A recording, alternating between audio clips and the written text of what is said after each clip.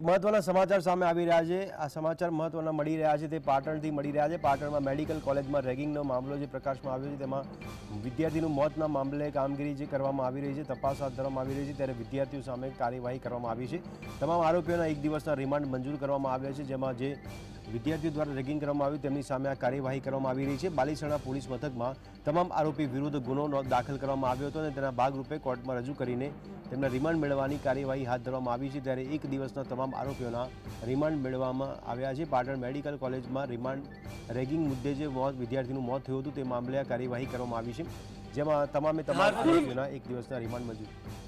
પ્રથમ વર્ષના રેગિંગના મામલે છેલ્લા 48 કલાકથી જે રીતે વાતાવરણ બન્યું હતું અને આજે ગઈકાલે જ્યારે બાલીસણા પોલીસે જે 15 આરોપીઓને એરેસ્ટ કર્યા એટલે કે અટકાયત કરી હતી અને પોલીસ લઈ ગયા બાદ આજે પાટણની કોર્ટમાં રજૂ કરતા જે કહી શકાય કે પીપી વકીલે 3 દિવસના રિમાન્ડની માંગણી કરી હતી, એની સામે જે આરોપીઓ તરફી વકીલ હતા એમની જે દલીલો હતી, દલીલોના અંતે એ લોકોને 1 દિવસના રિમાન્ડ મંજૂર કરવામાં આવ્યા છે।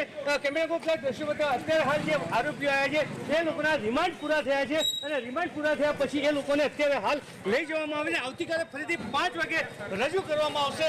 આમ જે છેલ્લા 48 કલાકથી જે રીતે આ બન્યો હતો બનાવ એ અત્યારે હાલ હવે એના ઉપર અત્યારે કહી શકાય કે રિમાન્ડ માંગવામાં આવે છે અને 1 દિવસના રિમાન્ડ બાદ કરતા અત્યારે હાલ હવે જે આરોપીઓ છે લઈ જવામાં આવે છે। અલ્કેશ પંડ્યા, જીએસટીવી, પાટણ।